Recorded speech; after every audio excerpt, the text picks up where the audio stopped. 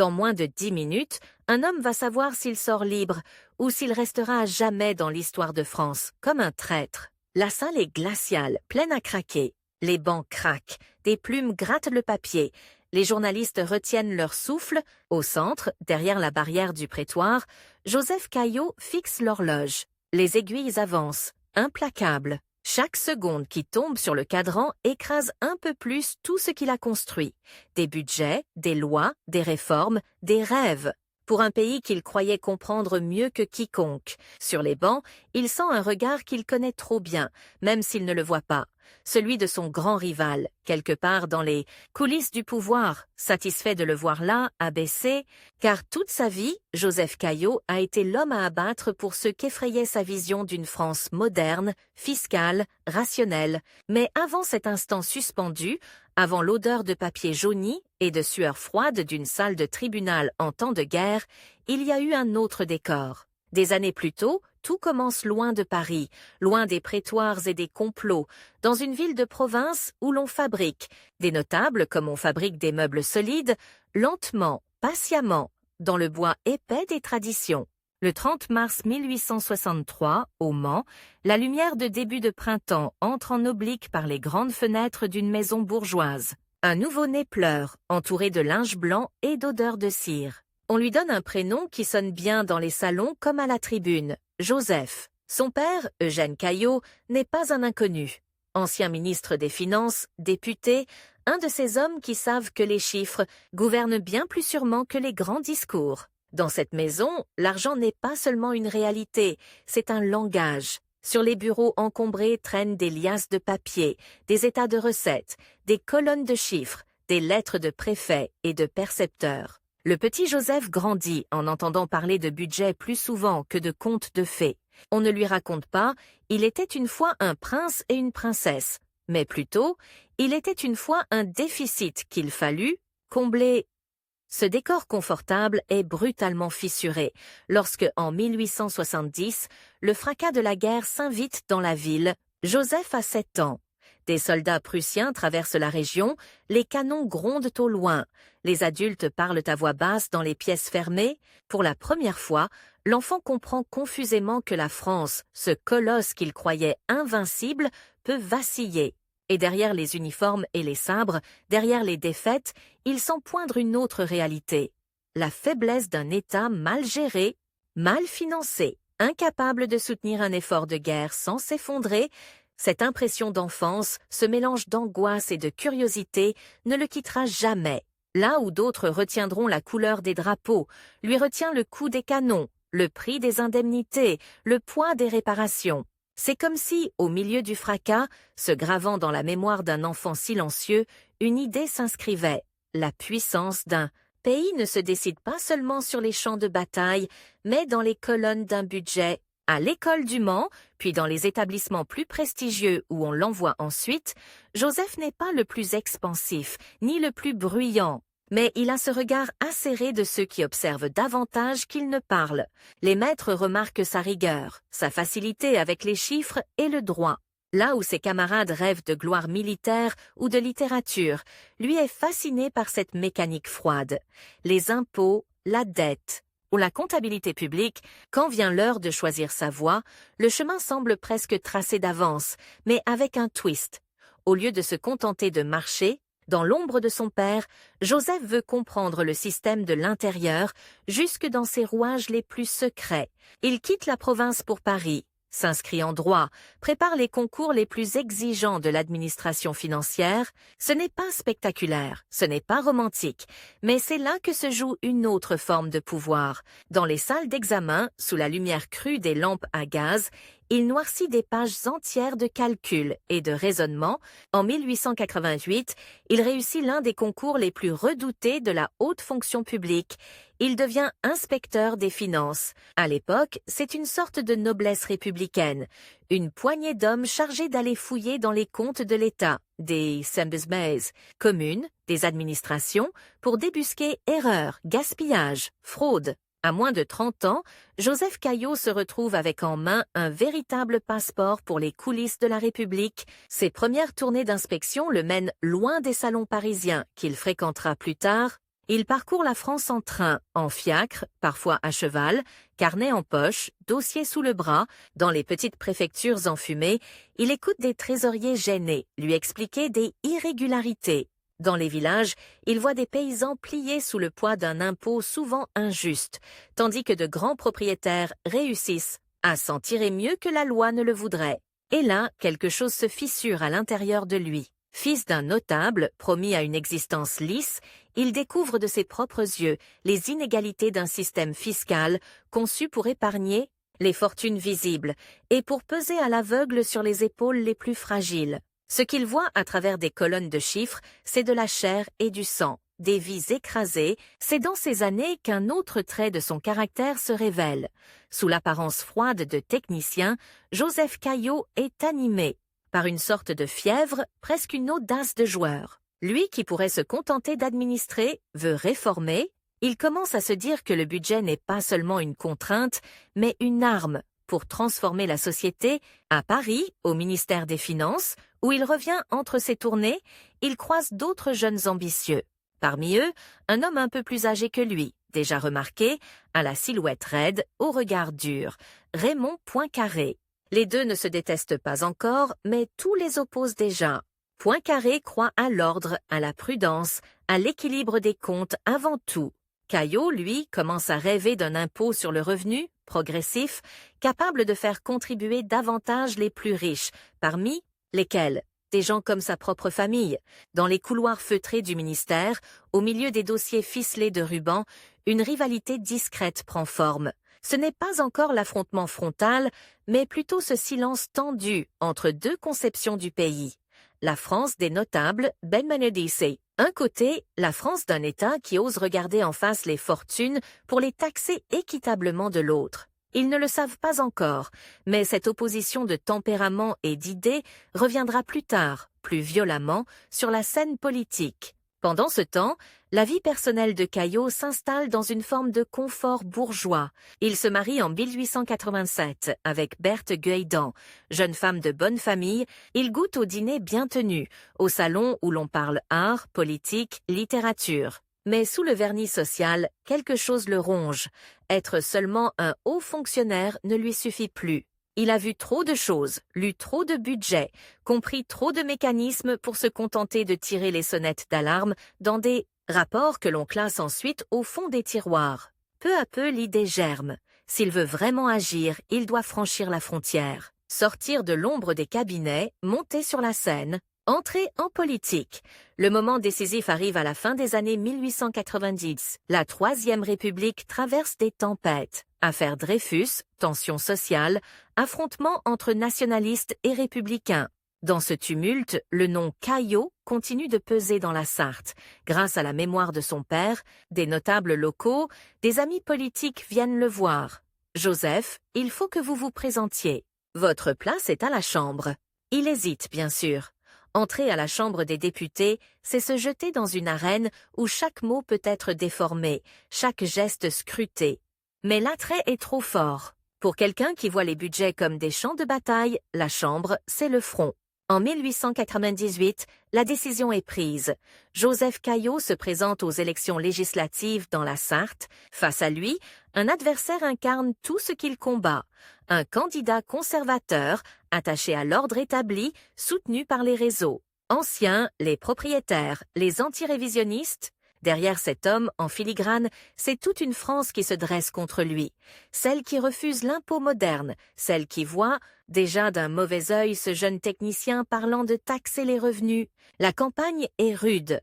Sous la pluie fine des marchés de province, dans les salles des fêtes éclairées par des lampes à pétrole, Caillaux multiplie les réunions. Lui, le technicien, doit apprendre le langage du peuple, expliquer des notions abstraites avec des images simples, faire comprendre que l'impôt sur le revenu n'est pas une punition, mais une justice. Il parle de ces paysans qu'il a vus ployer sous la taxe foncière, pendant que d'autres, plus riches, échappaient à l'essentiel de la charge.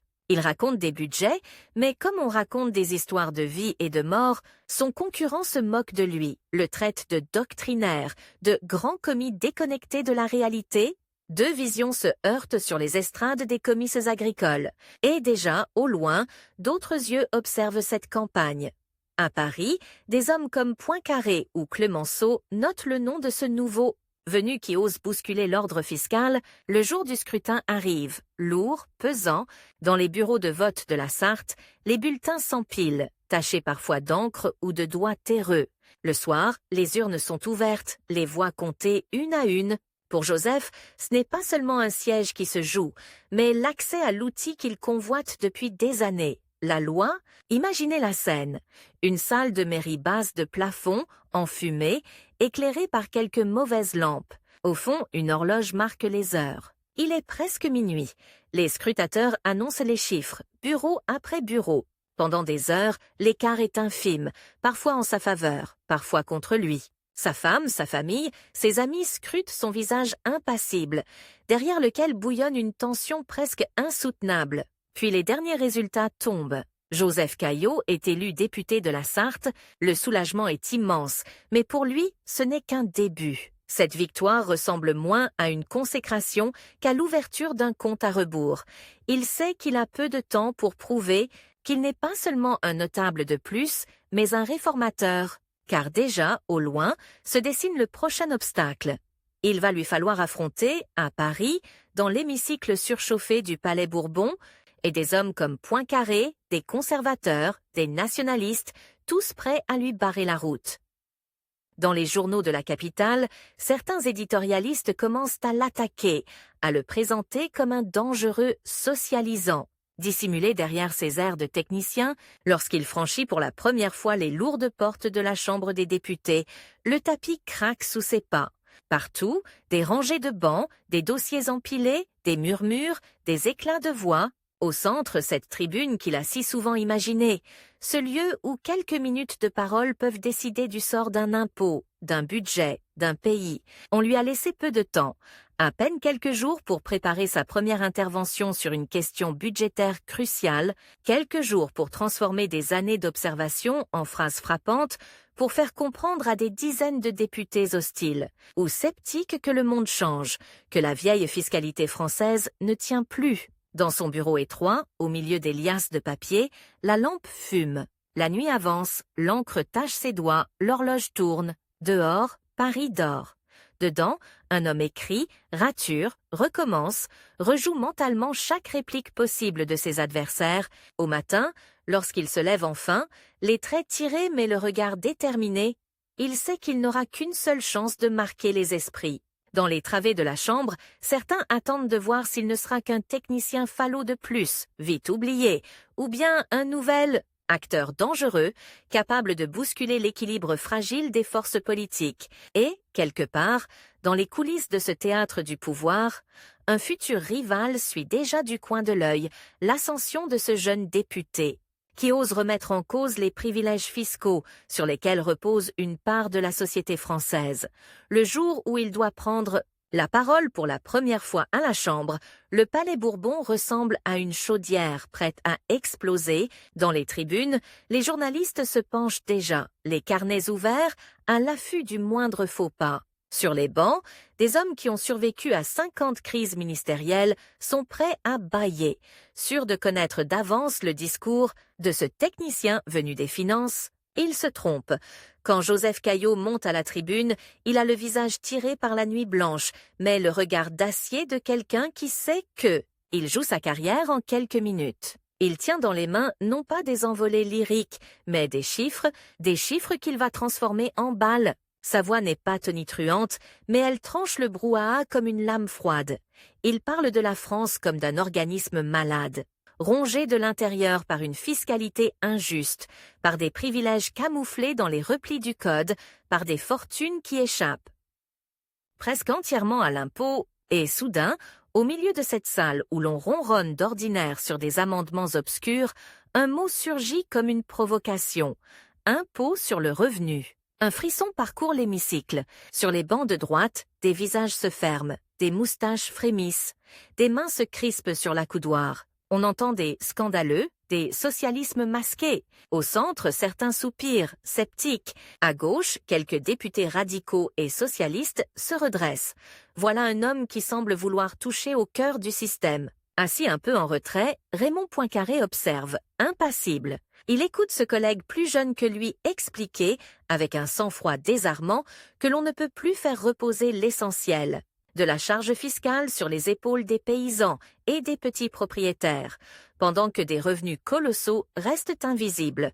Poincaré ne bronche pas, mais à l'intérieur, il fulmine.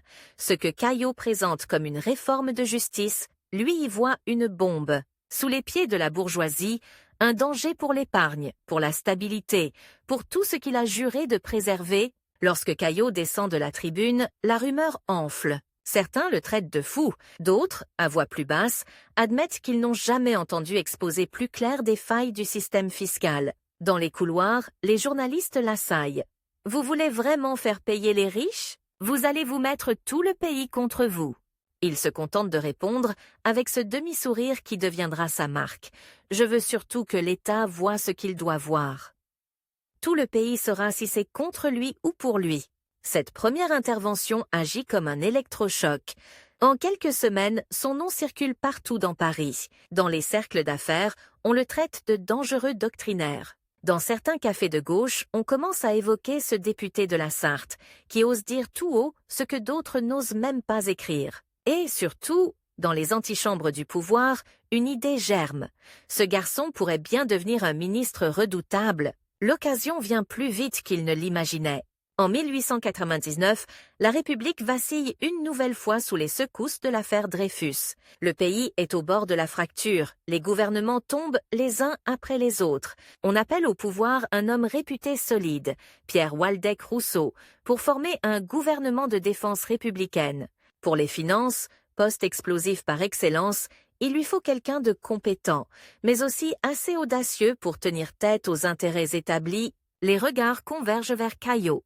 Lorsque la proposition arrive, un soir, dans son bureau encombré de dossiers, il comprend immédiatement que ce n'est pas qu'un honneur. C'est un piège à ciel ouvert? Ministre des Finances à 36 ans, en pleine crise politique, avec un parlement nerveux, un pays divisé, des lobbies sur le pied de guerre. Il n'aura pas droit à l'erreur. Et il sait que, quelque part, Poincaré, qui aurait volontiers occupé ce fauteuil, surveillera chaque geste pour le voir échouer. Il accepte. L'installation rue de Rivoli a des allures de prise de forteresse. Dans ses vastes bureaux aux boiseries sombres, saturés de poussière de dossiers, il découvre les véritables coulisses de la puissance. Les comptes de l'État, les correspondances secrètes, les statistiques de la richesse nationale, les traces bien nettes des faveurs. Accordés à certains milieux, les chiffres, qu'il a toujours aimés, se transforment ici en armes et en cadavres. Dès les premières semaines, il s'attaque à un tabou, la réforme de l'impôt. Il ne peut pas encore imposer l'impôt sur le revenu tel qu'il l'imagine. Le pays n'est pas prêt, le Sénat encore moins, mais il commence à déplacer des lignes. Il réforme l'assiette de certains impôts, pousse à davantage de transparence, modernise la comptabilité publique. Chaque mesure est une petite bombe qu'il faut désamorcer dans les couloirs avant qu'elle n'explose dans l'hémicycle. Et le temps, déjà, devient son ennemi. Les cabinets de la Troisième République tiennent rarement plus de quelques mois. Waldeck Rousseau lui a donné une mission précise, redresser les finances sans mettre le feu au pays. Les journées de Caillaux se transforment en courses folles, matinées consacrées aux directeurs d'administration, après-midi à la Chambre, soirées au Sénat, nuits à corriger des projets de loi. L'horloge, partout, au ministère, à la Chambre, dans son salon, semble se moquer de lui. Combien de temps encore avant que le gouvernement ne tombe? 6 mois? 1 an? Combien de réformes pourra-t-il arracher avant le prochain remaniement? Les premières victoires arrivent pourtant. Sous sa houlette, le budget se stabilise, certains déficits se résorbent, la machine fiscale gagne en efficacité. On commence à parler de lui comme d'un magicien des finances. Les journaux financiers le critiquent, tout en reconnaissant son talent. Dans les dîners mondains, on le redoute autant qu'on le convoite. Mais chaque succès lui attire de nouveaux ennemis. Les grands industriels, les banquiers influents, ces hommes qui ont l'habitude de glisser leurs mots dans l'oreille des ministres, se heurtent à un mur discret mais ferme. Caillaux n'est pas incorruptible par ascétisme moral, mais par calcul. Il a une vision d'ensemble, et il refuse que l'intérêt particulier fasse dérailler sa mécanique. Très vite, des campagnes anonymes commencent dans la presse conservatrice. On le décrit comme un demi-socialiste, un théoricien dangereux, un homme qui veut livrer les fortunes à la curiosité inquisitrice de l'État. Au Sénat, Poincaré trouve là un terrain idéal. Tranquille, posé, il se pose en garant de la mesure, de la prudence, de l'orthodoxie budgétaire. Là où Caillaux propose des réformes audacieuses, lui se contente de lever un sourcil sceptique, de pointer le risque pour l'épargne nationale, d'évoquer la fuite des capitaux. Derrière ces affrontements feutrés, un duel se noue. Deux conceptions de la République, deux carrières qui comprennent très vite qu'elles ne pourront pas grimper au sommet côte à côte. En 1902, Waldeck-Rousseau s'efface, le gouvernement tombe, et Caillaux retourne à la Chambre sans portefeuille ministériel. Pour un autre, ce serait un coup d'arrêt. Pour lui, c'est une parenthèse stratégique. Il utilise ces années pour affiner son discours, bâtir un réseau, surveiller les mouvements de l'opinion. Dans le pays, l'idée d'un impôt progressif sur le revenu commence à circuler, timidement, comme une rumeur dangereuse. Et chaque crise économique, chaque scandale financier lui donne de nouveaux arguments. Sa vie privée, en revanche, se craquelle. Son mariage avec Berthe Gueydan s'abîme dans les horaires impossibles, les absences, la froideur d'un homme obsédé par sa mission. Les dîners tournent au règlement de compte feutré, les lettres s'enveniment. En 1907, la séparation devient inévitable. Dans une France encore corsetée par la morale bourgeoise, un divorce pour un homme politique n'est pas qu'une affaire de cœur. C'est une arme que ses adversaires ne manqueront pas d'utiliser. Mais c'est aussi à cette période qu'entre dans sa vie une femme qui va bouleverser son destin. Henriette, épouse d'un riche industriel, vive, intelligente, fascinée par ce ministre déchu qui parle de l'impôt comme d'un combat moral. Entre eux, l'attirance est immédiate, irrésistible, liaison scandaleuse, lettres brûlantes, rencontres clandestines. Pendant que la République débat de budget, Joseph mène une double vie à haut risque. Il sait qu'en cas de fuite, ces lettres pourraient le ridiculiser, le briser. Il les écrit pourtant, pris dans un vertige qu'il contrôle moins bien que ses colonnes de chiffres. Ses pages intimes, couvertes de son écriture, attendent déjà, quelque part, d'être brandies un jour comme des pièces à conviction. En 1906, le destin politique le rappelle, un nouveau gouvernement se forme, celui de Ferdinand Sarrien, bientôt remplacé par Georges Clemenceau. Encore une fois, on cherche un homme pour tenir les finances dans un contexte électrique. Encore une fois, on pense à Caillaux. Il redevient ministre, cette fois dans un paysage politique où la gauche est plus forte, où la question sociale s'impose. Avec Clemenceau, le duo est explosif. Le tigre admire chez lui la ténacité, l'intelligence technique, mais se méfie de son goût pour les équilibres subtils. Caillaux, lui, voit en Clemenceau un allié tactique, mais s'agace de son mépris affiché pour les détails budgétaires. Pourtant, tant bien que mal, ils avancent ensemble. Les réformes se succèdent, les budgets se consolident, l'économie se modernise. Dans les couloirs du ministère, on commence à murmurer que Caillaux est peut-être le seul, dans toute la République, à vraiment comprendre la mécanique financière d'un pays qui entre dans le XXe siècle.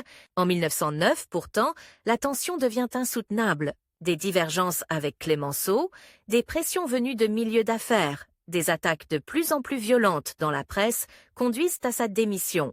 À chaque fois qu'il s'approche trop près du cœur du système, quelque chose ou quelqu'un semble le pousser vers la sortie. Il part, mais il sait qu'il reviendra. Et cette fois, il ne visera plus seulement le ministère des Finances, il visera tout en haut. Autour de 1910, le climat international se charge d'électricité, les empires se regardent en chiens de faïence, les industries d'armement tournent à plein régime. En France, on vient de rallonger la durée du service militaire, on parle de revanche, de frontières, de canons. Dans ce tumulte, Caillaux continue à répéter la même idée, presque obsédante. La force d'un pays, ce n'est pas que ses régiments, c'est aussi la solidité de ses finances, la justice de son impôt, la confiance de ses citoyens. C'est alors que le twist survient. En 1911, au terme d'une crise ministérielle de plus, on le sollicite pour former un gouvernement. Lui, le technicien, le réformateur impopulaire dans certains milieux, devient président du Conseil et, bien sûr, conserve pour lui même le portefeuille des finances. Pour la première fois, il a les pleins pouvoirs, ou du moins l'illusion de les avoir. Il croit toucher enfin l'outil qui lui manquait pour imposer sa grande réforme, l'impôt sur le revenu, progressif, généralisé, qui fera entrer la France dans l'ère moderne, mais l'horloge recommence à le narguer. Un gouvernement de la Troisième République, surtout dirigé par un homme aussi clivant, n'a que quelques mois pour faire ses preuves, Saum. Les nationalistes le haïssent, les milieux d'affaires l'abhorrent. Une partie de la presse s'acharne déjà contre lui. Et en face, dans l'ombre, Poincaré prépare sa revanche. L'homme calme, méthodique, tisse patiemment ses alliances au Sénat, chez les modérés, dans les journaux conservateurs. Il attend, sûr que Caillaux finira par commettre l'erreur qui le fera tomber. Au même moment, l'Europe vacille au bord d'un conflit à propos d'un point presque invisible sur la carte. Agadir, au Maroc. En juillet 1911, une canonnière allemande se présente dans ce port, et soudain, le spectre de la guerre surgit. La rue s'échauffe, les nationalistes réclament la fermeté. Des éditorialistes excités parlent déjà d'honneur, de frontières, de mobilisation. Dans ce climat de fièvre, on voudrait que le président du Conseil tape du poing sur la table, hausse le ton, prépare les armées. Caillaux, lui, prend une décision qui lui vaudra la haine éternelle d'une partie du pays. Il choisit la négociation. Dans le secret des télégrammes diplomatiques, il cherche un compromis avec Berlin. Il accepte des concessions coloniales pour éviter ce qu'il redoute par-dessus tout. Un conflit généralisé que, selon ses calculs, la France n'est pas prête à soutenir sur le plan financier ni humain. Pour ses adversaires, cette prudence est une lâcheté. Dans certains salons, on murmure qu'il a reculé devant l'Allemagne. Dans les colonnes enflammées de certains journaux, son nom commence à rimer avec capitulation. Poincaré, lui, se tait officiellement. Mais dans ses cercles, il laisse filtrer l'idée que lui, à la place de Caillaux, aurait tenu tête, aurait montré les dents, aurait parlé le langage de l'honneur plutôt que celui des comptes. À Paris, un journal en particulier se fait la caisse de résonance de cette haine grandissante. Le Figaro, dirigé par un homme tenace et vindicatif, Gaston Calmette. Semaine après semaine, colonne après colonne, le Figaro attaque Caillaux, le présente comme l'ennemi intérieur, l'homme qui veut désarmer. La France, l'obsédé de l'impôt qui préfère traquer les fortunes françaises plutôt que les ambitions allemandes. On fouille son passé, on traque ses erreurs, on guette ses faiblesses. Dans ce tumulte, l'agenda de Caillaux devient inhumain. Il n'a que quelques mois, peut-être quelques semaines, pour faire voter au moins le principe de l'impôt sur le revenu avant que son gouvernement ne s'effondre. Chaque jour perdu rapproche la chute. Il court d'une commission à l'autre, d'un entretien avec les leaders de groupe à des réunions secrètes avec des sénateurs hésitants. La nuit, dans son bureau de la rue de Rivoli, la lumière reste allumée jusqu'à l'aube. Sur la table, des piles de dossiers attendent. Sur le coin, toujours, une horloge. Elle marque chaque minute qui file, chaque instant qui l'éloigne un peu plus de son but, ou qui, au contraire, le rapproche d'un vote historique. Et pendant que le pays l'observe, pendant que Poincaré, quelque part, compte silencieusement ses soutiens, une autre menace grandit. Plus intime, plus vicieuse, celle de ces lettres brûlantes qu'il a écrites à Henriette, ces morceaux de lui-même dispersés dans des tiroirs privés. S'il tombe, ses ennemis ne se contenteront pas de ses idées. Ils iront chercher sa vie, son intimité, sa honte. Ils feront de lui non plus seulement un adversaire politique, mais une figure à abattre, un symbole à humilier.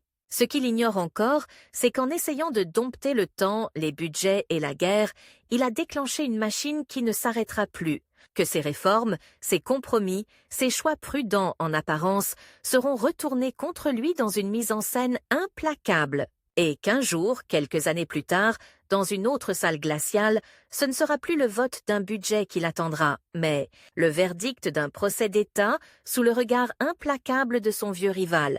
Enfin, au sommet de la République, pendant que les grandes puissances se toisent au-dessus d'Agadir, la vraie bataille de Joseph Caillaux se joue dans quelques salles. Enfumé, derrière des portes capitonnées, son gouvernement ne tient qu'à un fil. Chaque motion de procédure, chaque vote surprise peut le renverser. Il lui reste, au mieux, quelques mois pour faire passer ce qu'il considère comme l'aboutissement de toute sa carrière. Arraché à « La France l'aveu qu'elle a besoin d'un impôt sur le revenu ». Dans son calendrier, les jours sont encerclés de rouge. Séance décisive en commission des finances. Entretien crucial avec des sénateurs réticents. Rencontre avec les représentants des grandes associations patronales qui viennent le supplier ou le menacer de renoncer. Dans les couloirs du Palais Bourbon, on le croise, pâle, nerveux, un dossier sous le bras, un autre déjà en tête. Il parle vite, calcule en marchant, rature des chiffres en plein milieu d'une conversation. Tout en lui dit la même chose. Le temps m'échappe, je dois aller plus vite. En face, la résistance s'organise. Les grandes fortunes, les propriétaires fonciers, une partie de la bourgeoisie urbaine se sentent directement menacés par la moindre perspective de transparence fiscale. Les journaux conservateurs publient des caricatures où l'on voit Caillaux en percepteur inquisitorial fouillant les tiroirs des honnêtes familles. Le Figaro, déjà, commence à faire de lui un personnage.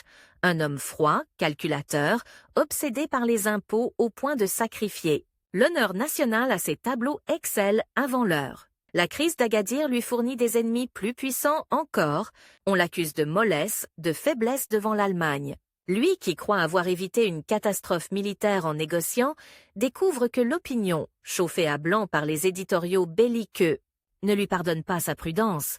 Le mot qui se répand dans les dîners chics claque comme une gifle, défaitiste. Et derrière ce mot, déjà, se dessine une silhouette discrète, opiniâtre, Raymond Poincaré. Poincaré n'élève pas la voix, ne se répand pas en anathème, il se contente de laisser comprendre, en privé, que la France aurait dû parler plus ferme, que les concessions coloniales consenties à l'Allemagne sont un signe de faiblesse. Il se présente comme l'anti-Caillaux. Lui serait la fermeté, l'ordre, la continuité, là où l'autre ne serait que calcul dangereux.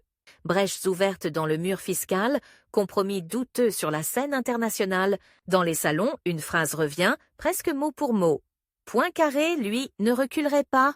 Quand, en janvier 1912, le gouvernement Caillaux tombe, ce n'est pas une explosion spectaculaire, c'est une dépressurisation lente, organisée, une coalition de mécontents, de lobbies touchés, de députés inquiets pour leurs électeurs aisés, de nationalistes ulcérés, finit par faire basculer la majorité. La République, fidèle à son habitude, remplace un homme par un autre, un programme par un autre, comme on change un fusible. Mais pour Joseph, ce n'est pas un simple changement de décor. C'est la sensation très nette qu'on vient de lui arracher l'outil dont il avait besoin au moment décisif. Il retourne sur les bancs de la Chambre avec l'amertume de celui qui a vu la victoire à portée de main. Son projet d'impôt sur le revenu n'est pas mort, mais il se retrouve orphelin de pouvoir. Dans l'hémicycle, on le regarde différemment, non plus seulement comme le brillant technicien, mais comme l'homme qui a failli, qui s'est brûlé les ailes en voulant tout jouer trop vite. On murmure qu'il est fini. Lui sait qu'il n'a pas le droit de l'être. S'il renonce maintenant, 10 ans de combat, de nuits blanches, de chiffres retournés, comme des gants, n'auront servi à rien. L'année 1913 change l'échiquier. Raymond Poincaré devient président de la République. Pour la première fois, le rival discret se retrouve au sommet, installé à l'Élysée. Silhouette rigide au col impeccable, incarnation officielle de la stabilité nationale. Pour Caillaux, c'est un choc. Il doit désormais se battre non seulement contre un système, mais contre un homme qui incarne ce système. Avec une autorité presque monarchique, l'antagonisme devient frontal, même si chacun continue, en public, à parler le langage poli des institutions. Poincaré pousse à la loi des 3 ans de service militaire, symbole de fermeté face à l'Allemagne. Caillaux, lui, souligne le coût astronomique de cette décision, son poids sur les finances déjà fragiles, sur les paysans arrachés, plus longtemps à leurs champs. L'un invoque l'honneur et la sécurité, l'autre les comptes et la justice. Derrière cette opposition technique, c'est un conflit de vision qui se cristallise. France des régiments contre France des contribuables. Tempête des drapeaux contre calme froid des colonnes budgétaires. Les élections approchent et le temps, encore une fois, se resserre comme un nœud. En 1914, la gauche remporte la victoire. La Chambre bascule dans un sens plus favorable aux idées de Caillaux. Un nouveau gouvernement se forme, dirigé par Gaston Doumergue. Et, comme par évidence, on rappelle à la rue de Rivoli celui qu'on croyait fini. Joseph Caillaux redevient ministre des Finances. Cette fois, il est persuadé que c'est la bonne. Majorité à gauche, contexte favorable, projet prêt. L'impôt sur le revenu n'est plus un rêve, c'est une échéance. Dans son entourage, on le voit rajeunir presque brutalement. Il parle vite, dessine au crayon sur des nappes de restaurants les courbes de la progression fiscale, le seuil à partir duquel les plus riches contribueront davantage. Il revoit ses directeurs, remet en ordre les dossiers laissés derrière lui, réactive ses anciennes alliances. Tout doit aller vite. Vote du principe, mise en place de l'appareil de perception, ajustement technique. Il sait que la fenêtre est étroite. Une majorité, en France, n'a jamais les mains libres très longtemps. C'est précisément à ce moment-là qu'un autre compte à rebours démarre. Un compte à rebours intime, vicieux, que lui ne maîtrise pas. Au Figaro, Gaston Calmette s'est juré de le détruire. Jour après jour, le journal publie des attaques de plus en plus violentes. On revient sur Agadir, sur ses réformes fiscales, on insinue des liens cachés avec la haute finance, on le présente comme un homme à double visage. Peu à peu, la cible se déplace. On glisse du débat politique vers la sphère privée. Calmette a compris quelque chose de terrible. Les chiffres, on peut les discuter, les nuancer, les expliquer. La vie intime, elle, ne se défend pas. Par des réseaux obscurs, il apprend l'existence de lettres enflammées, écrites par Caillot à Henriette avant leur mariage, à une époque où elle était encore mariée à un autre. L'adultère, la passion, les mots trop vifs, trop nus. Tout ce qu'une morale bourgeoise adore condamner tout en le consommant en secret. Ces lettres, si elles sortent, ne déshonoreront pas seulement l'homme. Elles ridiculiseront le ministre, réduiront le réformateur. À un personnage de vaudeville, Henriette voit venir la catastrophe avant lui. Elle lit chaque matin les attaques du Figaro. Elle sent dans les salons l'air se charger de sous-entendus. Elle perçoit, mieux que Joseph, la cruauté spécifique de cette presse mondaine qui sait manier la différence entre un chiffre abstrait et une faute privée. Il parle stratégie, vote à venir, compromis nécessaire. Elle pense déshonneur, regard, humiliation publique. Elle sait que, si ces lettres sont publiées, on ne dira plus le ministre des Finances, mais l'amant ridicule. Dans leur appartement, les soirées se tendent. Joseph, épuisé, parle d'articles à rédiger, de discours à préparer. Henriette, les mains crispées sur un journal froissé, lui répète que Calmette ne s'arrêtera pas, qu'il n'a aucune limite, qu'il ira jusqu'au bout. « Tu ne comprends pas, Joseph. Pour eux, je ne suis pas une femme, je suis une arme. Ils vont m'utiliser pour te tuer. » Il esquisse ce demi-sourire de joueur d'échecs qui croit encore pouvoir anticiper tous les coups. Ce soir-là, il sous-estime la seule personne qu'il aurait dû vraiment craindre, celle qui partage son lit. Le 13 mars 1914, le Figaro publie un document secret, une dépêche diplomatique dérobée, destinée à montrer que Caillot aurait trompé. La chambre sur sa ligne à l'époque d'Agadir, c'est une escalade brutale, un franchissement de ligne rouge. S'il révèle un autre document, s'il révèle, demain, une lettre intime, la carrière de Joseph sera brisée net. Henriette ne dort plus. Dans sa tête, une autre horloge se met à battre. Avant que la prochaine édition du journal ne sorte, quelque chose doit être fait. Le 16 mars, en fin d'après-midi, elle se rend seule au siège du Figaro, rue Drouot. Elle porte un manteau élégant, un chapeau bien ajusté et, dans son manchon, un revolver. La scène qui suit est d'une brutalité surréaliste, presque inconcevable dans ce monde de phrases polissées et de dîners en habit. Elle demande à voir Gaston Calmette, attend dans un salon, le cœur battant comme un marteau. Il entre, souriant, convaincu qu'il va dominer encore une fois une conversation. Elle sort l'arme, tire. 6 coups. Le directeur du Figaro s'effondre sur le tapis. Paris vacille. Ce n'est plus seulement un scandale, c'est un séisme. Une femme du grand monde, épouse d'un ministre, vient d'abattre l'un des journalistes les plus influents du pays, en plein cœur de la capitale. Les téléphones sonnent dans tous les ministères, les rédactions s'embrasent, les salons se figent. La politique, soudain, n'est plus qu'un décor derrière un drame presque shakespearien. Amour, jalousie, honneur, sang. Au centre, un couple mis à nu devant tout un pays. Pour Joseph, le temps s'accélère jusqu'à l'absurde. En quelques heures, il doit décider. Rester au gouvernement et apparaître comme un homme accroché à son fauteuil au-dessus du cadavre de son ennemi ou démissionner pour tenter de sauver ce qui peut l'être. Il choisit de partir. Le 17 mars, il remet sa démission. Son grand œuvre fiscale vient, une fois encore, de lui échapper au moment où il croyait le tenir. Cette fois, ce n'est ni le Sénat, ni Poincaré, ni les lobbies qui l'ont fait tomber. C'est une femme qui a voulu le protéger. Le procès d'Henriette se prépare comme un spectacle national. L'été 1914 approche, mais dans la salle d'audience où l'on installe des chaises supplémentaires, personne ne pense encore à Sarajevo, ni aux alliances militaires. Toute la France a les yeux rivés sur ce théâtre judiciaire où l'on va juger non seulement un meurtre, mais un milieu, une presse, une classe sociale. Les journaux se disputent les meilleurs croquis d'audience, les plus petites phrases. Le pays retient son souffle devant un drame privé qui a avalé tout le reste. Dans le box, Henriette joue sa survie, mais aussi, elle le sait, celle de son mari. Son avocat, Laborie, génial stratège, comprend immédiatement la clé du dossier. Il ne s'agit pas de prouver un complot, mais de transformer un assassinat en geste de femme désespérée, en crime de passion. On fait défiler les témoins, on lit les articles du Figaro, on peint Gaston Calmette en persécuteur acharné, on montre, fil après fil, comment la machine médiatique a poussé une femme au bord de la folie. Le 28 juillet 1914, le verdict tombe. Acquitté. Henriette sort libre sous les flashs des photographes, les robes qui bruissent, les chapeaux qui se penchent. Dans la salle, certains applaudissent, d'autres sont atterrés. Dehors, à quelques centaines de kilomètres de là, les armées se mettent en marche. L'Autriche déclare la guerre à la Serbie. En quelques jours, la crise qui couvait depuis des années éclate. L'Europe s'embrase. La guerre balaie tout.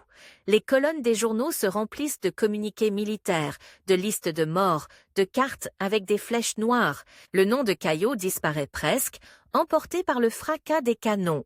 L'impôt sur le revenu, voté quelques jours avant l'explosion générale, devient une loi dormant dans les tiroirs de l'administration. Impliqué à moitié, repoussé, étiré, l'urgence n'est plus à la justice fiscale, mais à la survie nationale. Pourtant, dans les coulisses, un autre récit se fabrique. Dans la France meurtrie, chaque voix qui parle de négociation, de paix possible, de compromis est vite soupçonnée de trahison. Caillaux, partisan obstiné de la raison budgétaire, critique la manière dont on finance le conflit, dénonce les emprunts à outrance. Les illusions sur une guerre courte? À chaque fois qu'il ouvre la bouche, ses adversaires entendent la même chose. Faiblesse, défaitisme, main tendue à l'ennemi. La haine qui s'était cristallisée sur Agadir et sur l'impôt trouve un nouveau carburant dans les tranchées de Verdun. Raymond Poincaré, désormais père de la victoire en devenir, incarne la fermeté, le refus de tout arrangement avec Berlin. Face à lui, Joseph commence à être dépeint comme un homme du passé, voire comme l'incarnation d'une France qui n'aurait pas voulu, pas su se défendre. La presse nationaliste ressort les caricatures, les anciens articles du Figaro, les discours sur Agadir, les suspicions autour de ses contacts à l'étranger. Une image se dessine, patiente, vénéneuse, celle d'un homme qui, s'il avait eu les mains libres, aurait vendu la victoire pour un équilibre de compte. En 1917, alors que le pays est épuisé, que les mutineries éclatent dans certains régiments, que le front semble figé dans la boue, la chasse aux défaitistes devient une politique, Clémenceau arrive au pouvoir avec un mot d'ordre « Je fais la guerre ». Dans son esprit, faire la guerre signifie aussi faire taire ceux qu'il soupçonne, à tort ou à raison, de miner l'effort national. Caillaux est dans sa ligne de mire. Ses voyages en Italie, ses conversations avec des intermédiaires, ses analyses lucides mais impitoyables sur l'état réel du pays sont autant de briques avec lesquelles ses ennemis vont construire une accusation redoutable. Le 14 janvier 1918, le couperet tombe. Joseph Caillaux est arrêté, inculpé de relations compromises avec l'ennemi, d'avoir cherché, dans le dos du gouvernement, une paix séparée. On l'arrache à son appartement, à son bureau, à son réseau, on le jette dans un autre univers, celui des cellules, des parloirs, des couloirs glacés, où l'on attend, jour après jour, qu'on décide de votre sort sans vous. Pour un homme habitué à dompter le temps, à organiser les échéances, c'est une torture nouvelle. Il n'a plus la moindre prise sur l'horloge. Pendant 2 ans, il croupit dans l'ombre pendant que la guerre se termine et que la victoire, tant célébrée, redessine le paysage politique. Poincaré revient à la présidence du Conseil. Clemenceau devient le père la victoire, les traités se signent, les cartes se redessinent. Et lui, l'ancien maître des finances, l'homme qui voulait moderniser la fiscalité française, attend dans une cellule que la haute cour daigne enfin se pencher sur son cas. On l'accuse à mots à peine couverts de trahison, de collusion, de duplicité. Dans les cafés, on chuchote. On verra bien ce que la justice dira de ce monsieur. En 1920, enfin, le grand procès s'ouvre. Ce n'est plus la salle d'audience mondaine du procès d'Henriette, c'est un théâtre plus sombre, plus solennel. Celui où l'on juge, en apparence, un homme, mais en réalité une conception de la politique. Sur les bancs, des députés font office de juges. Dans les journaux, on ressort tout. Agadir, l'impôt sur le revenu, Calmette, la guerre, les voyages, les conversations, les lettres. On remonte le fil de sa vie comme on déplie un dossier à charge. Face à lui, invisible mais omniprésent, plane toujours la silhouette de Poincaré, ce rival qui n'a jamais eu besoin de crier pour le surplomber. La France écoute, fascinée, ce procès qui ressemble par moments à un règlement de compte posthume entre deux lignes politiques. Celle qui croyait aux chiffres, aux compromis, aux équilibres, et celle qui se réfugie dans le langage de l'honneur et de la victoire. Les témoignages se succèdent, les experts se contredisent, les avocats se battent à coups de dates et de télégrammes. Le verdict, lorsqu'il tombe, a la froideur d'un arrêt comptable. La haute cour l'acquitte de l'accusation suprême, la trahison pure et simple, mais le condamne pour manquement grave à la sûreté de l'État. 3 ans de prison, 10 ans d'inéligibilité. Les années qu'il a déjà passées derrière les barreaux sont retranchées. On le laisse sortir bientôt. Mais la sentence essentielle n'est pas écrite sur le papier. Elle est scellée dans l'opinion. Joseph Caillaux est politiquement mort. Lorsqu'il franchit à nouveau le seuil du monde libre, il a vieilli d'un bloc. Ses cheveux ont blanchi, ses traits se sont durcis. Son regard s'est voilé d'une ironie triste. Il n'entre plus dans un ministère, mais dans un appartement discret. On ne lui confie plus un budget, on lui laisse ses souvenirs, ses notes, sa rancœur et ses regrets. Le temps, qu'il a passé sa vie à pourchasser, vient enfin de le rattraper, impitoyable. Pourtant, dans cette chute, quelque chose résiste encore. Ses réformes, ses intuitions, ses combats ne se sont pas évaporés avec son prestige. L'impôt sur le revenu, appliqué pleinement après la guerre, commence à façonner silencieusement la France moderne. Dans les chiffres des budgets votés sans lui, dans les prélèvements sur les fortunes qu'il ne peut plus voir, on retrouve la trace de sa main. Il est dehors, déchu, interdit de tribune, mais ses idées, elles, ont franchi les murs. C'est dans cette étrange demi-obscurité qu'il entame la dernière partie de sa vie. Une existence sans pouvoir, mais pas sans influence. Sans tribune, mais pas sans plume. Là où d'autres se seraient tus, il choisit d'écrire, d'analyser, de raconter. Le corps a perdu la bataille politique, l'esprit, lui, refuse de déposer les armes. Et dans cette retraite forcée, loin des horloges implacables des ministères, il va se trouver un nouveau rôle, celui du témoin acide et lucide d'une république qu'il a condamnée tout en vivant, souvent, de ce qu'il avait commencé. Il commence par publier quelques articles, presque timidement, comme on glisse un billet par-dessous une porte close. Au début, peu de gens les lisent vraiment. On les feuillette, on les commente d'un haussement d'épaule. Caillaux écrit, dit-on. Comme on dirait d'un vieil acteur, qu'il donne encore des leçons particulières, mais derrière ces lignes apparemment froides, il y a un homme qui refuse de laisser aux autres le privilège de raconter sa vie à sa place. Chaque texte est un contre-procès, une façon de reprendre le contrôle sur un temps qui lui a été volé. Il s'enferme des heures entières dans son bureau, les volets mi-clos, entourés de piles de documents jaunis, de journaux relus, de notes griffonnées à la hâte des années plus tôt. La plume gratte le papier comme un métronome obstiné. Il reconstruit, à partir de ces fragments, la grande fresque de la Troisième République qu'il a traversée au pas de charge, cette machine qu'il connaît de l'intérieur mieux que presque personne. Il se revoit à la tribune, devant la chambre houleuse, il revoit les couloirs du ministère, il réentend les voix, celles de Clemenceau, de Briand, de Poincaré, comme si elles parlaient encore derrière lui. Ce travail n'est pas seulement une nostalgie, c'est une stratégie. Il sait qu'il ne pourra pas revenir par la grande porte, tant que l'opinion continuera de le tenir pour un traître ambigu. Un homme, de coulisses à la loyauté douteuse, alors il reconstruit patiemment son image, non plus en gestes spectaculaires, mais en phrases calculées. Dans ses écrits, il démonte les accusations, explique les télégrammes, recadre les dates.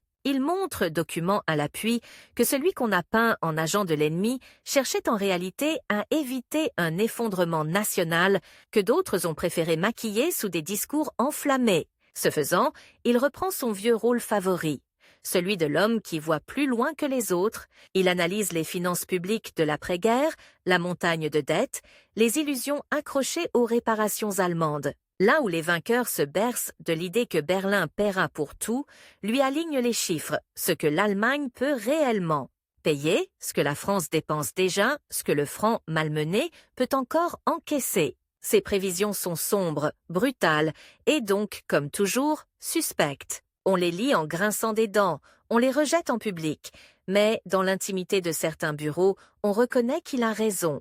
Dans ce paysage, la silhouette de Raymond Poincaré domine encore. Revenu aux affaires après la guerre, président de la République puis chef du gouvernement, il incarne la France officielle, celle des commémorations et des défilés de la victoire. Lui et Caillaux n'échangent presque plus directement, mais leur duel continue, à distance. L'un, décoré, statufié vivant, symbolise la France de la fermeté et des traités imposés.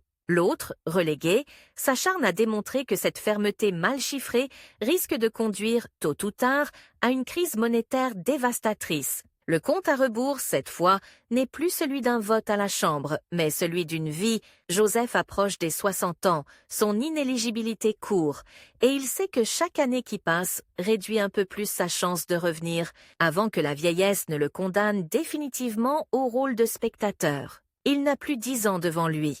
Il en a peut-être 5, 7, tout au plus, pour transformer l'image du paria en celle du technicien indispensable. Dans ses lettres privées, on sent poindre l'angoisse. « Ils ont pris mon temps », écrit-il, « ils ne prendront pas ma mémoire ». En 1924, un événement inattendu rouvre le jeu.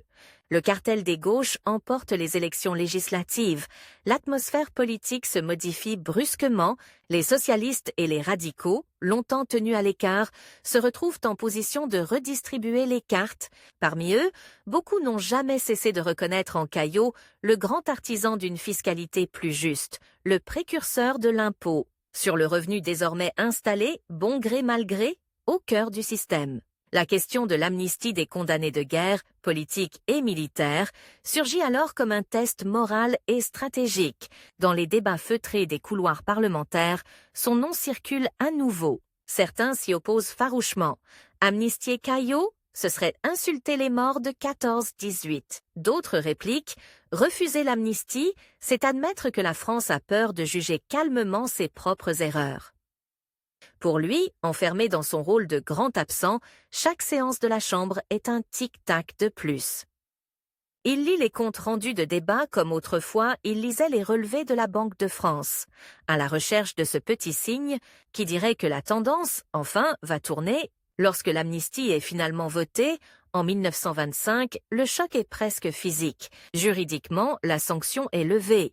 Politiquement, tout reste à reconstruire. En quelques semaines, il redevient un acteur possible du jeu, à condition de prouver que le pays a besoin de lui. Il se porte candidat au Sénat dans la Sarthe, ce département qui l'a vu naître à la vie publique, qu'il a maudit, puis oublié. La campagne est sèche, tendue, affiches lacérées, réunions houleuses, souvenirs ravivés. On ressort les vieux journaux, les caricatures, les accusations de trahison. En face, il oppose des chiffres, encore et toujours, et une idée simple. Vous pouvez me détester, mais vous ne pouvez pas nier que je sais faire tenir un budget. Le soir de l'élection, la nouvelle tombe comme un coup de théâtre. Élu. Contre toute attente, contre les pronostics des salons parisiens, les grands électeurs de la Sarthe ont choisi de rappeler au palais du Luxembourg l'homme qu'on pensait banni à jamais. Le lendemain, la presse se déchaîne. Pour les uns, c'est le signe de la décadence morale du pays. Pour d'autres, c'est la preuve que la République sait, parfois, pardonner. Pour Joseph, derrière le tumulte, une pensée revient, obsessionnelle. Le temps qu'on lui avait arraché, il vient d'en récupérer un morceau. Ce retour au Sénat n'est pourtant qu'une première marche. Très vite, la situation financière du pays se dégrade. Le franc vacille, dévoré par la spéculation et par des déficits que l'on ne sait plus masquer. Les petits rentiers, ces figures centrales de la France bourgeoise, se pressent devant les guichets des banques, livrets d'épargne, à la main, le regard affolé. Dans les journaux, les caricaturistes dessinent un franc maigre, tremblant, encerclé par des vautours. On parle de déflation, de dévaluation, de plan de rigueur. Ce chaos, c'est le terrain naturel de Caillaux. En 1925, le gouvernement, acculé, se résout à faire appel à lui. On lui propose ce qu'il attendait depuis 5 ans. Le portefeuille des finances, celui qu'il a déjà tenu plusieurs fois, mais cette fois au bord du gouffre, il accepte bien sûr. Quand il franchit à nouveau la porte du ministère de la rue de Rivoli, le bâtiment lui paraît à la fois familier et étranger. Les mêmes couloirs, les mêmes boiseries, mais les visages ont changé et, surtout, le temps semble s'être accéléré. Il se jette au travail comme un homme qui sait que le sablier est presque vide. La spéculation sur le franc doit être brisée, les dépenses réduites, les recettes consolidées. Il imagine un plan audacieux, mélange de hausse des impôts directs, de contrôle rigoureux des dépenses, de négociations avec les créanciers étrangers. Une fois encore, sa logique heurte les intérêts établis. Toucher aux fortunes, même dans la panique, reste un blasphème aux yeux d'une partie de l'élite. Dans certains salons, on murmure « On va nous refaire le coup de l'impôt sur le revenu ».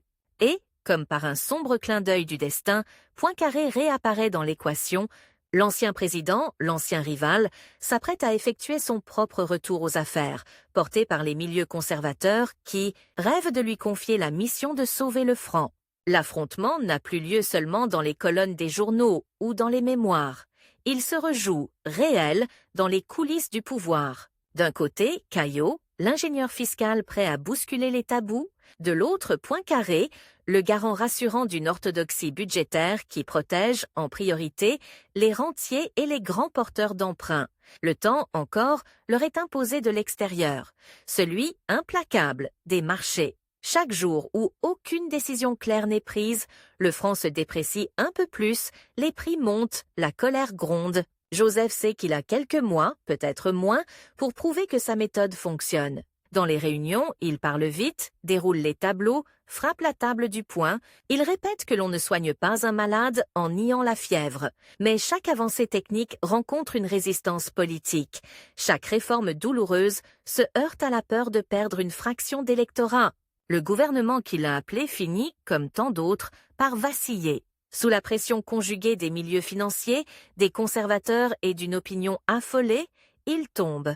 On rappelle alors, en recours ultime, Raymond Poincaré, l'homme de Verdun et de l'Union sacrée revient cette fois pour stabiliser la monnaie.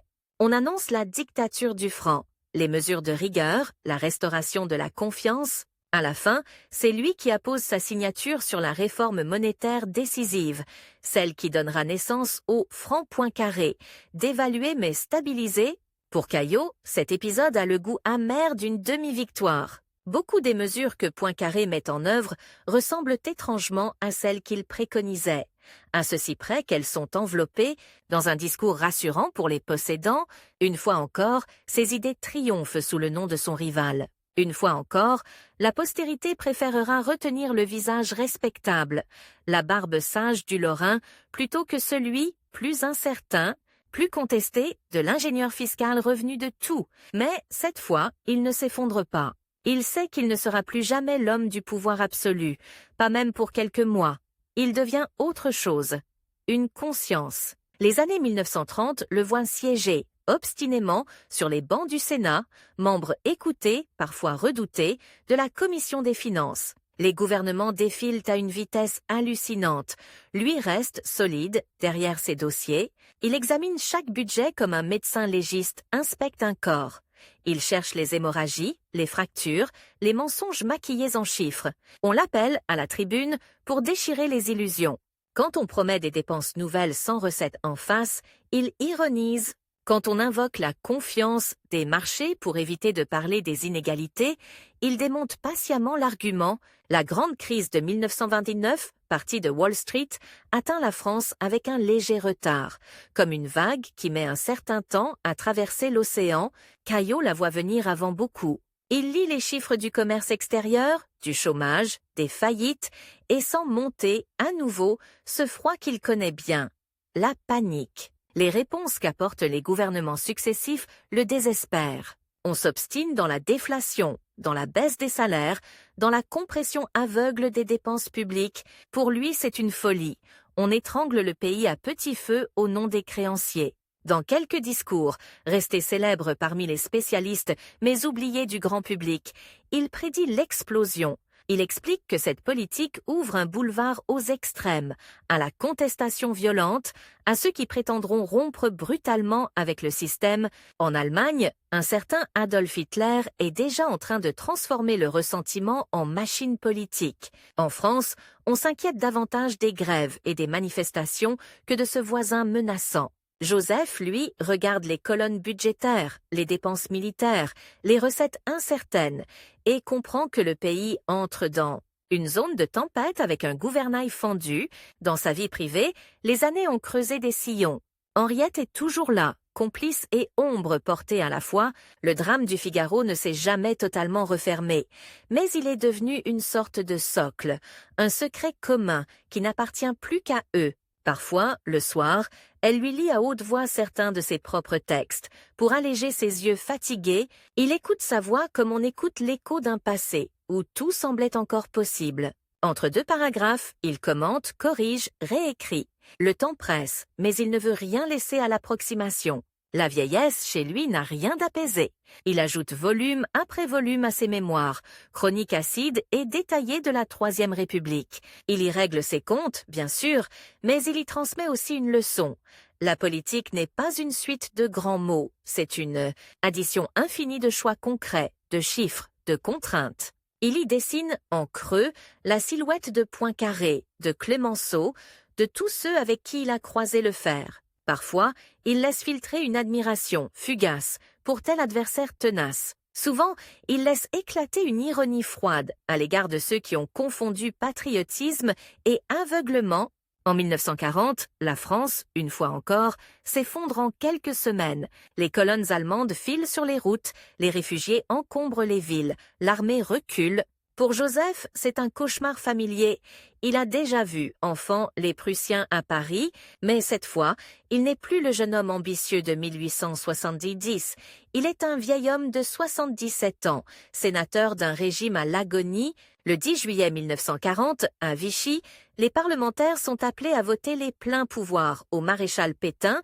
Le choix, pour beaucoup, se traduit en quelques minutes. Pour lui, il résonne comme une dernière question cruelle. Que peut encore une république qui se nie elle-même? Il vote oui. Ce geste qu'il justifie par la volonté d'éviter le chaos, de préserver ce qui peut l'être encore, reste l'un des plus troublants de sa trajectoire. L'homme qu'on a tant de fois accusé de défaitisme se range cette fois derrière le maréchal de la Révolution nationale, au nom d'un ordre qu'il croit provisoire. Peut-être se trompe-t-il gravement. Peut-être voit-il dans ce vote le moyen d'échapper à une guerre civile, à une faillite totale. L'histoire, elle, retiendra surtout qu'un des plus brillants esprits de la Troisième République a contribué, par ce bulletin, à la mettre à mort. Sous Vichy, il n'a plus de rôle officiel. Le nouveau régime se méfie de ce républicain trop informé, de ce technicien qui pourrait, à tout instant, dévoiler le prix réel des illusions autoritaires. On le tolère, on le surveille, on le consulte à la marge sur quelques dossiers financiers, mais on ne lui confie rien d'essentiel. Il rentre dans sa Sarthe, retrouve ses papiers, ses manuscrits, ses souvenirs, pendant que l'Europe s'embrase à nouveau, que les trains de déportés traversent le continent, que les bombes s'abattent sur les villes, lui continue obstinément à écrire. La fin approche à pas mesurés. Ses forces déclinent, ses mains tremblent parfois, mais son esprit reste acéré. Il suit autant qu'il le peut les nouvelles de la guerre.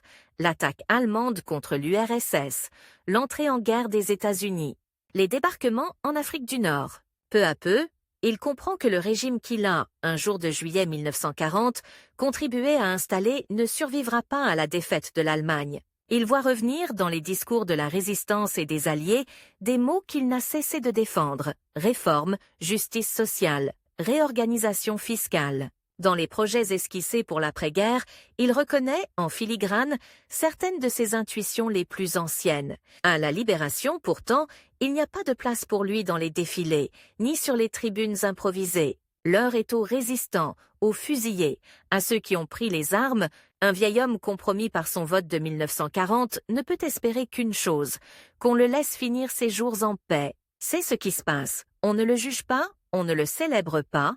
Il reste dans sa maison de province, entouré de papiers et de livres, pendant que le pays, une fois encore, se réinvente sans lui. Le 21 novembre 1944, quelques mois après la libération de Paris, Joseph Caillaux s'éteint. Pas de grande funérailles nationales, pas de cortège interminable. Quelques proches, quelques anciens compagnons, quelques adversaires respectueux accompagnent sa dépouille. Dans les journaux, on consacre quelques colonnes à sa mort, résumant en hâte une vie qui a traversé 3 guerres, plusieurs régimes et d'innombrables crises. Certains rappellent le scandale Calmette, le procès de la haute cour, les accusations de défaitisme. D'autres insistent sur ses talents de financier, sur l'impôt sur le revenu, sur la stabilisation monétaire. Personne ne parvient vraiment à le réduire à une seule étiquette. Son plus long duel, celui avec Poincaré, s'achève là, d'une certaine façon. L'un a donné son nom à un franc stabilisé, célébré dans les manuels, l'autre a donné au pays le principe même de sa fiscalité moderne, un impôt sur le revenu dont plus personne, désormais, ne conteste la légitimité, même si tous en maudissent la lourdeur. Dans les rues de France, les plaques « Avenue Raymond Poincaré » se multiplient. Le nom de Caillaux, lui, s'efface progressivement des façades. Mais chaque fiche de paie, chaque déclaration annuelle, chaque débat sur le budget porte, sans le dire, sa signature. C'est peut-être là, finalement, sa victoire la plus paradoxale. Il a perdu le pouvoir, il a perdu la bataille de l'image, il a perdu, parfois, son propre pari moral. Mais il a gagné la guerre silencieuse des structures. La France qui reconstruit ses routes, ses écoles, son système social après 1945, le fait avec des recettes qu'il a aidé à inventer. Un impôt progressif, une assiette élargie, une attention constante portée à l'équilibre des comptes. Ses adversaires d'hier, vivants ou morts, auraient sans doute serré les dents en découvrant combien la 4e et la 5e République, si promptes à glorifier d'autres noms, vivaient au quotidien de ce qu'il avait semé. Si l'on cherche son héritage, il ne faut pas le guetter dans les statuts, mais dans les chiffres, dans les colonnes du journal officiel où s'alignent les budgets annuels, dans les débats, toujours recommencés, sur qui doit payer quoi et à quelle hauteur. Dans cette idée devenue presque évidente, mais qui ne l'était pas du tout en 1907, qu'un État moderne a le droit et le devoir de demander davantage à ceux qui ont davantage. À chaque fois que ce principe est invoqué, discuté, amendé, c'est une voix lointaine, celle de Joseph Caillaux, qui résonne en sourdine. Au fond, son histoire ressemble à une course perdue contre le temps et gagnée contre l'oubli. Il n'a jamais réussi à être au pouvoir au moment exact où ses idées auraient pu produire tous leurs effets. Trop tôt, trop tard, toujours à contretemps, mais ses idées, elles, ont patiemment attendu leur heure. Elles ont traversé les crises, les scandales, les procès, les exils. Elles se sont infiltrées dans les lois, dans les pratiques, dans les habitudes. L'homme s'est effacé, usé par les batailles et les fautes. L'œuvre, elle, continue de travailler silencieusement le pays, comme une équation dont on aurait mis des décennies à admettre enfin. La solution ?